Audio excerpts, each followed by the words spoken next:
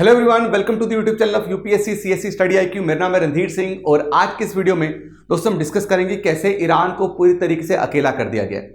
Iran को मुस्लिम world यानी Muslim countries का बिल्कुल भी साथ नहीं मिल रहा। एक कंट्री थी जो किसी तरीके से ईरान को डायरेक्टली नहीं लेकिन इनडायरेक्टली सपोर्ट कर रही थी, वो थी कतर। और आज कतर भी मेरे दोस्तों वो बैक ऑफ कर चुकी है।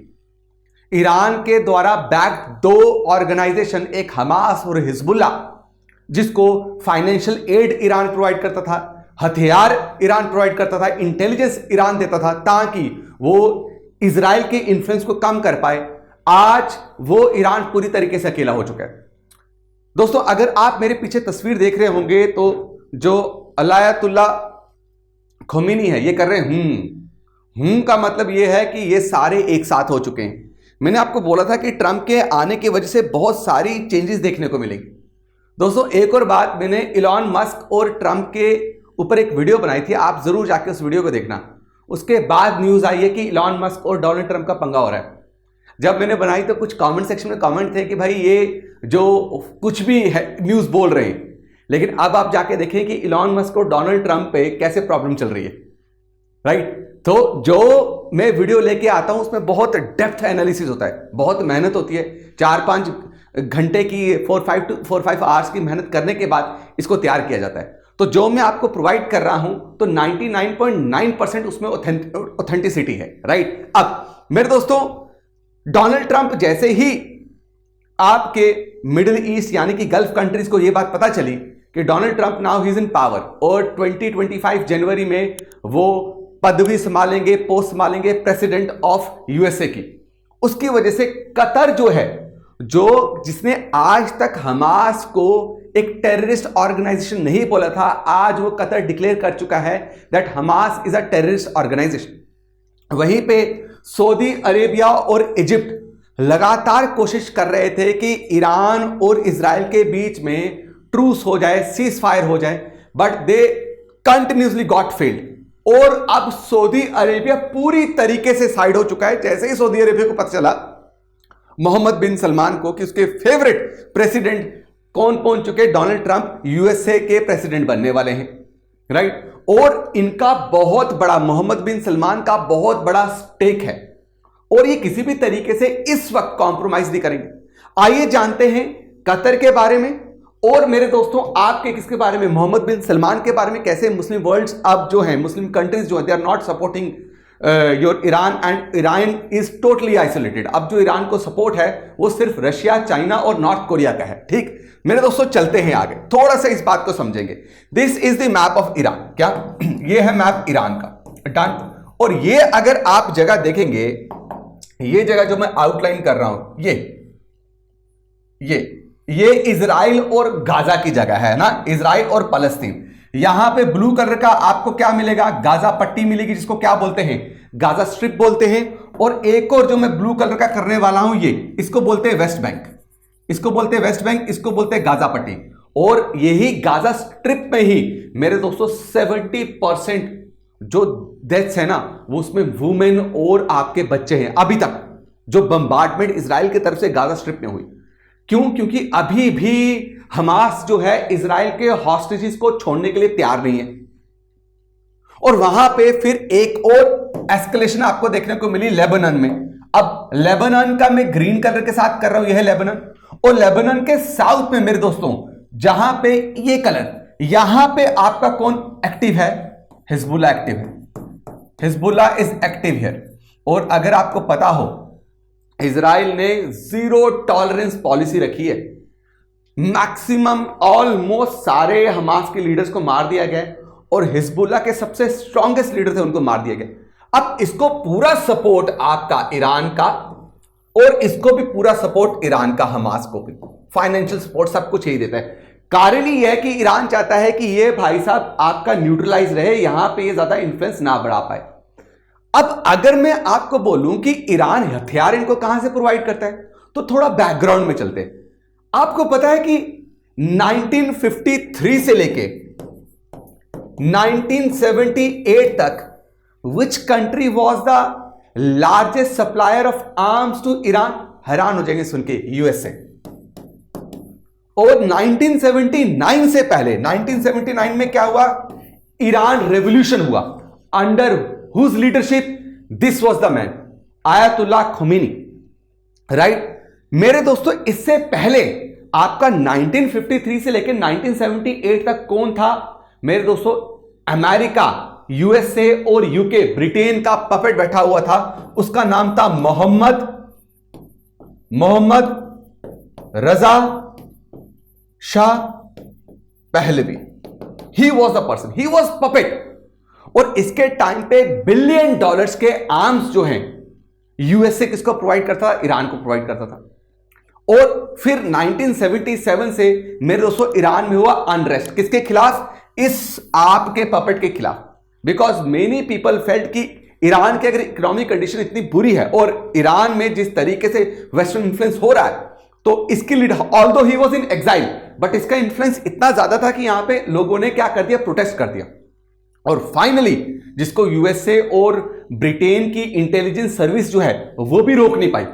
और फाइनली मेरे दोस्तों आपका कौन बना? आयतुल्लाह खोमेनी बन गया। क्या? आपका यहां का लीडर, गॉडफादर। और इसने यहां पे क्या बना दी बच्चा? थियोक्रेटिक इंस्टीट्यूशन ला दिया। मतलब कि जो भी यहां पे आपका कानून बनेगा, जिस तरीके से लोगों को चलाया जाएगा, वो पूरी तरीके से क्या होगा? शरिया लॉ फॉलो होगा। फिर मेरे दोस्तों 1990s में क्या हुआ? ईरान लगातार क्या करना स्टार्ट हो गया? अपनी न्यूक्लियर कैपेबिलिटीज को बढ़ाना स्टार्ट हो गया। और यूएसए को जब ये पता चला, यूएसए ने क्या कर दिया? सैंक्शंस लगाना स्टार्ट कर दिया ईरान पे। इस वक्त जो ईरान को फिर साथ देने के लिए आया, वो कौन साथ देने के लिए आया मेरे दोस्तों? आपका रशिया, जिनकी कभी नहीं बनी। रिसेंटली चाइना बहुत एक्टिव हुआ है, और नॉर्थ कोरिया। तो उसके बाद सिप्री एक ऑर्गेनाइजेशन है, उसके अकॉर्डिंगली सबसे ज्यादा जो आर्म्स ईरान को डिलीवर करना स्टार्ट हुआ, कौन करना स्टार्ट हुआ? रशिया। अब ईरान यही आर्म्स हिजबुल्लाह को भी प्रोवाइड करता है, हमास को भी प्रोवाइड करता है, सीरिया को भी करता है। किसको? सीरिया को भी करता है, और सूडान को भी करता है। और अगर आपको पता हो, सीरिया ने बहुत सारी वॉर्स जो हैं, बैटल जो हैं, किसके साथ लड़ी है? इजराइल के साथ लड़ी है। सीरिया बहुत अगेंस्ट। लेकिन आपने इस बार कोई सीरिया की तरफ से अटैक देखा? नहीं, क्योंकि ये डरे हुए हैं। इन्होंने जो इस बार आपका कहर देखा इजराइल का हमास और हिजबुल्लाह पे, तो दे डोंट वांट कि भाई इतनी रीजनल इंस्टेबिलिटी हो जाए। इस वक्त ये किसी भी तरीके से इजराइल के साथ कन्फ्रंट करना चाहते नहीं है। तो इसलिए सीरिया बिल्कुल चुप है। ना कि सीरिया, बाकी सारी गल्फ कंट्रीज बिल्कुल भी ये पंगा अभी किसके साथ नहीं लेना चाहती? इजराइल के साथ। कि उनको पता है कि भाई पंगा लिया तो पूरा का पूरा रीजन डिस्टर्ब हो जाएगा। अब अगर मैं आपको बताऊं सऊदी अरेबिया का क्या स्टांस है। अब देखो, दिस इज द हिजबुल्लाह, है ना, जिसको पूरी तरीके से हिजबुल्लाह आर्मी है, जिसको पूरी तरीके से ईरान सपोर्ट करता है। ये मैंने आपको बता दिया। अब ये क्या लिख रहा है? मोहम्मद बिन सलमान बोल रहा है no confrontation with what? Israel. भाई मैं किसी तरीके का पंगा नहीं लूंगा। वहीं पे आपके कतर के जो आपके शमीम हैं, ये बोल रहे हैं क्या? Hamas is a terrorist organization, जो इस बंदे ने आज तक कभी नहीं बोला था, कभी नहीं बोलता। इससे क्या पता चलता है? It is strongly what? Under the influence of what? Your under the pressure of USA. अब सऊदी अरेबिया क्यों नहीं आना चाहता? सऊदी अरेबिया का थोड़ा सा आप समझिएगा। रिसेंटली अगर आप देखेंगे तो सऊदी अरेबिया में बहुत सोशल डेवलपमेंट्स हुई, सोशल रिफॉर्म हुई, लड़कियों को राइट दिया गया। लड़कियों को पहली बार मोहम्मद बिन सलमान के, मेरे दोस्तों, आपके क्राउन के अंडर सऊदी अरेबिया में वुमेन को अलाउ किया कि वो ड्राइव कर पाए, वुमेन को अलाउ किया कि वो प्राइवेट कंपनीज में जॉब कर पाए, वुमेन को अलाउ किया गया कि वो मॉडलिंग कर पाए। रिसेंटली एक लड़की जो है वो मॉडलिंग में आई थी, बहुत फेमस न्यूज हुई थी कि पहली बार मेरे दोस्तों सऊदी अरेबिया ने कुछ ऐसा लिया। तो सऊदी अरेबिया का जो किंग है, although he is a very big dictator, अगर आप उसके बारे में बीच में जाएंगे तो आपको पता चलेगा he is a very cruel person, बहुत खतरनाक बंदा है वो, राइट, नेक्स्ट लेवल बंदा है। उसने कितने ह्यूमन राइट वायलेशंस जो है उसके ऊपर केस है। अब इसने क्या किया है? इसने बाहर वर्ल्ड में इमेज क्या बनाई है? That I want to make a new Saudi Arabia, और विजन है 2030 तक इसका प्लान है कि मैं अपनी जो इकोनॉमी है उसमें जो ज्यादातर रेवेन्यू जनरेशन होगा वो कहां से होगा? टूरिज्म से होगा। कहां से होगा? टूरिज्म से। I will build infrastructure. क्या इंफ्रास्ट्रक्चर? जिस इंफ्रास्ट्रक्चर की मदद से यूरोप और एशिया के बीच में क्या हो पाए भैया? आपकी ट्रेड बढ़ पाए। और ऑब्वियसली अगर सऊदी अरेबिया से होते हुए ट्रेड बढ़ेगा तो प्रॉस्पेरिटी सऊदी अरबिया में आनी है। और साथ में मेरे दोस्तों यूएसए का ये बहुत क्लोज एलाई है। यूएसए इकोनॉमिकली बहुत ज्यादा हेल्प करता है किसको, सऊदी अरेबिया को। और एक और चीज, सऊदी अरेबिया कुछ नहीं है, जब पावर की बात आती है ना तो Saudi Arabia is nothing in front of Iran. तो सऊदी अरेबिया को पता है कि मैं तो भैया गया। अब ईरान क्या है मेरे दोस्तों, आपका शिया कम्युनिटी से बना हुआ है ना, यहां पे शिया कम्युनिटी रहती है। सऊदी अरेबिया क्या है, सुन्नी। और आपको पता है शिया सुन्नी की कितनी लगती है, तो यही तो सबसे बड़ा क्या है बच्चा, बोन ऑफ कंटेंशन है। तो इसको समझ आया कि भाई मुझे अगर यहां पे सरवाइव करना है, I have some very great powers with me. और तभी ये यूएसए को छोड़ना चाहती है। उसको पता है कि जो मैं विजन लेके चल रही हूं, विजन 2030 का, राइट, ये विजन मेरा तभी फुलफिल हो पाएगा अगर मैंने रीजनल स्टेबिलिटी रखी। इस वक्त अगर मैंने किसी भी तरीके से हमास को सपोर्ट किया तो यूएसए मेरे अगेंस्ट आएगा। किसी भी तरीके से मैंने हमास को एड प्रोवाइड करी, although he knows, Saudi Arabia को पता है कि अब ये किलिंग्स रुकनी चाहिए, बट सऊदी अरेबिया डर रहा है। सऊदी अरेबिया को पता है भाई मैं इकोनॉमिक लॉस, मेरा डिफेंस वाइज हर जगह से बहुत बड़ा लॉस होगा। वहीं पे जब मैं बात करूं आपकी मेरे दोस्तों किसकी, कतर की, तो कतर ने ये स्टांस क्यों लिया, again I am telling you, it is because of what, your Donald Trump. क्योंकि डोनाल्ड ट्रंप जो है बहुत कसने वाला है इनको आके, ठीक है। डोनाल्ड ट्रंप इनको एक ही बात बोलेगा, भाई मेरी बात सुनो कि Hamas is a terrorist organization. अगर हमास को ट्रूस करना होता, बात भी सही है, ठीक है, गाजा में जो हुआ वो बहुत गलत है, इनोसेंट्स नहीं मरने चाहिए, इसकी हमेशा निंदा होनी चाहिए कि इनोसेंट्स को नहीं, औरतें और बच्चों का कोई कसूर नहीं है। बट मीनवाइल जब हमास को पता है कि हमारे लोग मर रहे है ना, हमारी बहू बेटियां मर रहे, हमारे बच्चे मर रहे, तो हॉस्टेजेस को क्यों रिलीज नहीं किया जा रहा। इतनी डेंस पॉपुलेशन में इतना हैवी बम्बार्डमेंट करने के बाद भी, जहां पे 95% जो इंफ्रास्ट्रक्चर तबाह हो चुका है, वहां पे आप क्यों नहीं कॉम्प्रोमाइज कर रहे, why you are not releasing the hostages, the Israeli hostages. यही कारण है। बहुत सारे लोग ये भी बोल देते हैं कि भाई क्यों इजराइल बहुत गलत हो रहा है, इजराइल की तरफ से वॉर रुकनी चाहिए। इंडिया ने भी बोला भाई, क्या कहते हैं, डायलॉग इज इंपॉर्टेंट। इंडिया ने भी बोला कि piece talk is important. India ने भी बोला है, मोदी जी ने भी बोला कि बैटल जो है, राइट, बैटल ग्राउंड में चीजों को सुलझाया नहीं जा सकता। बट जब हमास तैयार ही नहीं है कॉम्प्रोमाइज करने के लिए, तो क्या किया जा सकता है। और आपको पता है इजराइल वैसे भी बहुत फिरोशियस है। अब this person when he get to know कि भाई देखो हमास को सपोर्ट करना इस टाइम के लिए बहुत डेंजरस है, और डोनाल्ड ट्रंप आया, डोनाल्ड ट्रंप के पहले मैं क्या कर दूं भाई, सारा कुछ सुलझा दूं। तो उसने इमीडिएटली क्या बोल दिया, इसने बोल दिया देखो आई विल प्रोवाइड एड।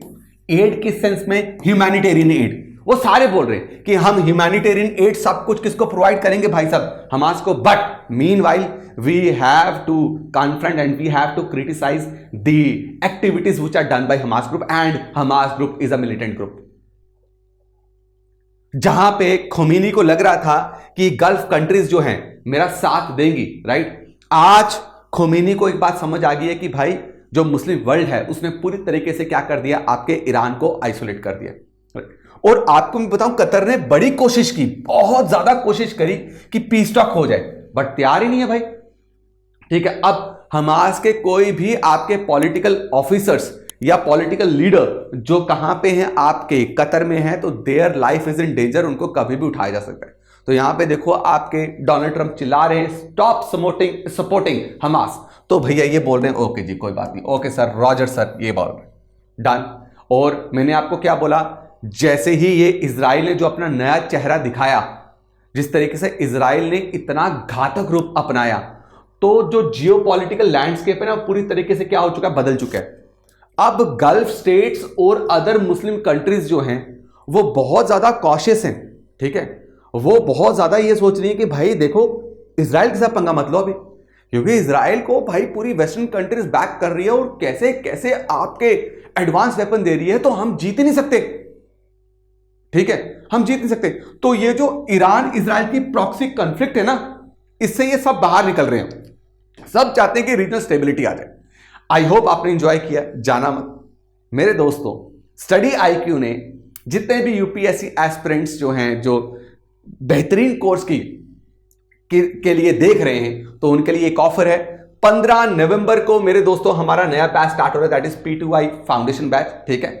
अब ये जो बैच है, इस बैच को at a very affordable price access करने के लिए आपको क्या करना है, मेरा कोड यूज करना है RDX। RDX मसाला भरा हुआ है हाँ? हर चीज में RDX मेरा कोड यूज करना है, तो वो 70,000 का कोर्स जो है इट विल गोज डाउन और कहां पहुंच जाएगा वो मेरे दोस्तों, आपका 28,999 रुपीज में।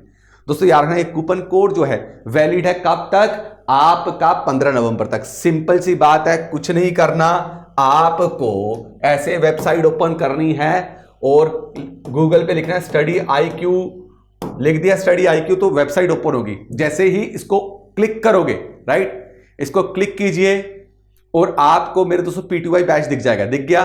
बाय नाउ कोर्स पे जाएंगे तो यहां पे आपको सिंपल सी बात है, क्या करना, 3 ऑफर्स अवेलेबल। 3 ऑफर्स अवेलेबल में मेरा कोड डालना है, दैट इज व्हाट, RDX। जैसे ही मेरे कोड को अप्लाई करोगे तो आप देखोगे कि मेरे दोस्तों अप्लाई किया तो कोर्स कितने का हो गया मेरे दोस्तों, आपका 30,000 का। अब डिफरेंट यहां पे आपको 7,500 का क्या मिल रहा है, डिडक्शन मिल रहा है। और जो P2I फाउंडेशन बैच जो नवंबर तक वैलिड है, जहां आप मेरा कोड यूज कर सकते हैं, वहां पे ये कोर्स 28,500 का चले जाएगा। ठीक है, इसके साथ ही जल्दी से एक क्वेश्चन का जवाब दें कि in which country is Hezbollah primarily based, Iran, Iraq, Lebanon या सीरिया। ठीक है, थैंक यू सो मच, अपना ख्याल रखें। उम्मीद करता हूं आपको वीडियो पसंद आई, ज्यादा से ज्यादा इस वीडियो को शेयर कीजिएगा, लाइक कीजिएगा। थैंक यू सो मच, जय हिंद, जय भारत।